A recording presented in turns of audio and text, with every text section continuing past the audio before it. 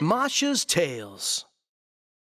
Here's some advice, my dear friends. You two are very different, nevertheless. You have to live in peace and always be very nice to each other.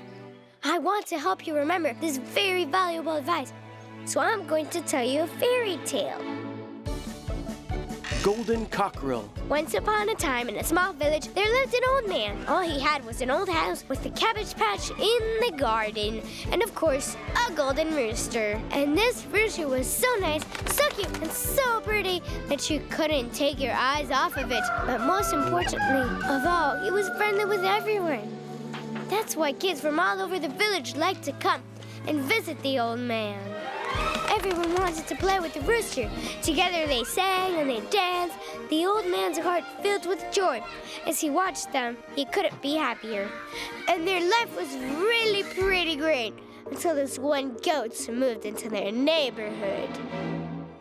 The goat would watch her neighbors having fun, and every day she grew more and more jealous. One day she couldn't take it anymore and decided to scare the kids away, steal the rooster, kick the old man out of his house, and eat all the cabbage of the vegetable garden. The next time the kids came to visit the old man and play in his yard, the goat snuck up on them very stealthily, and then all of a sudden she bleated in a very scary voice. "Oh, you little kids, beware! This goat has come out of her lair. Your playful noises and loud scream have disturbed my sweet dreams. I will gore you! I will gore you!"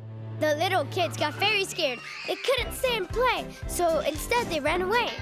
The golden rooster hid in the old man's house and screamed, "Game's over! Don't touch me, scary goat! I'm safe in here!"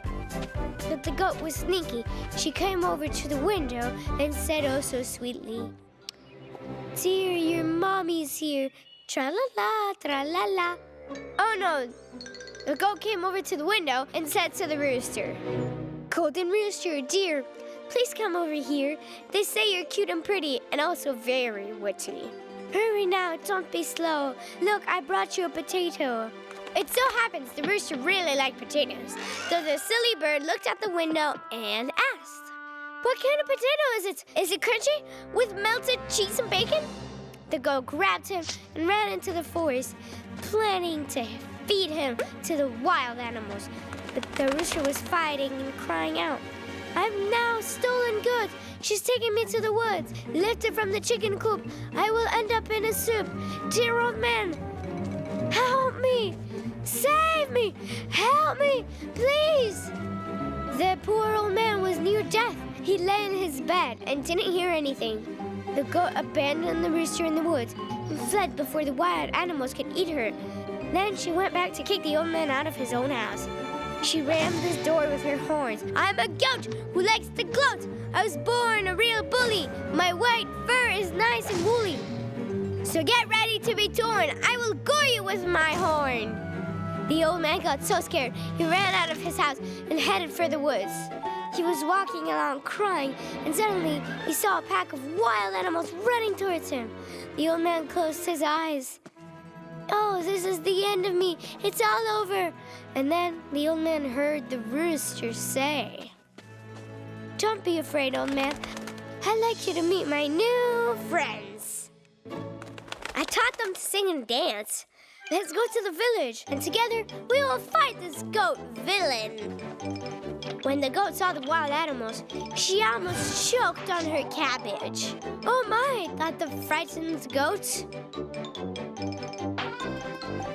"This will be the end of me. There will be nothing left but horns and hooves." But then the golden rooster walked up to her and said, "Listen, goat, we are neighbors, and neighbors should never fight. They should be friendly towards one another.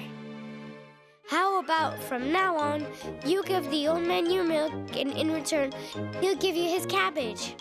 The goat thought about this and thought some more, and then she looked at the wild animals. "They are right. What is wrong with me? It is better to live in peace with your neighbors. That way, there's more milk and more cabbage to go around, and everyone is happier." That's what I'm telling you. You should always be nice to those who live next door to you, even if your neighbors are goats with sharp and pointy horns or wild animals.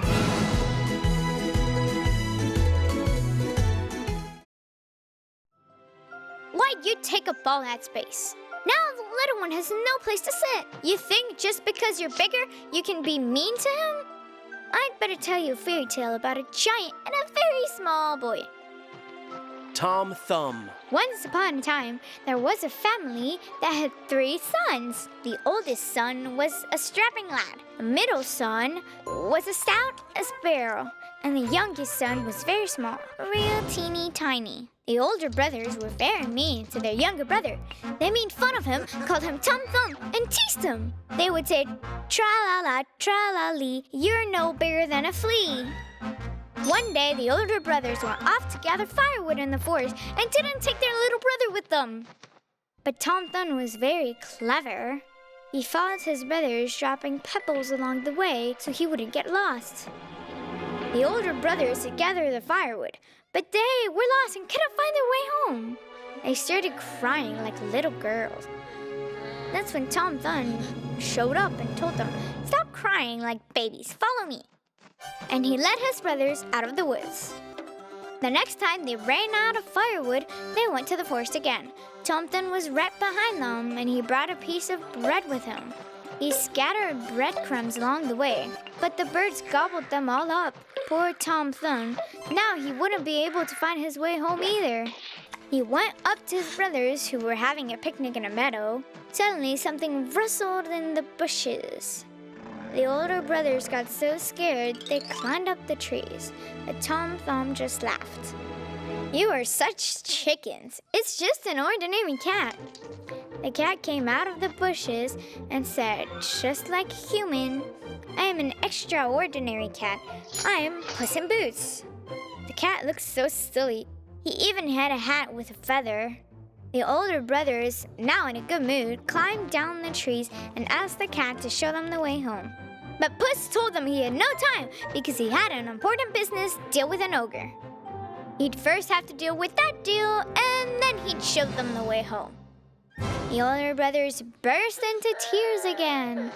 Puss in Boots felt sorry for them and said, "Come with me to the castle and spend the night there." So off they all went to pay this ogre a visit.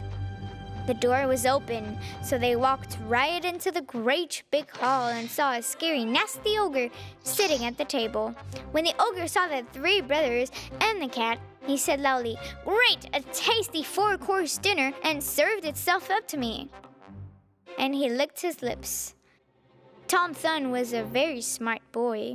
He figured out right away that they were in the castle of a cannibal. Horrible! The cat winked at the boy slyly and said to the giant, "Mr. Giant Ogre, you're not a very good host, are you? I heard somewhere that ogres change shape to scare and amaze their guests. But I guess you don't know how to do that." The giant just laughed at him, then boom! He turned himself into a huge lion. The older brothers got scared and ran to hide under the table. But Puss in Boots didn't even twitch a whisker and told the ogre lion, "Well, that's not hard. Anyone can turn into a lion. But can you turn into something small, gray, and squeaking?" The ogre lion was stunned. Then bam! A small gray mouse ran across the table squeaking. Puss pounced at the mouse so fast that he flew out of his boots, lost his hat, and scattered the dishes all over the table. But the cannibal mouse got away by squirming into a jug. Tom Thumb knew exactly what to do and quickly plucked up the jug with the cork. The cannibal was trapped inside the jug. Everyone cheered. Puss put his boots and his hat back on and took charge of things. He sent the older brothers to bed. It would have been silly for them to sit under the table all night. Puss took Tom Thumb out the balcony and pointed out the way home. And then he put him to bed too. In the morning, the brothers left for home with Tom Thumb leading the way. From then on, no one was mean to Tom Thumb ever again. So now don't you forget, no matter how big you are, you can't be unkind to the little ones. Only Tom Thumb, if he is smart and brave, has the ability to beat the meanest and scariest giants of them all. So. Where could all of the cartoons be hiding? Let's start an investigation. 1, 2, 3, 4, 5, 6. Let's look for cartoons to pick. I will press this mic right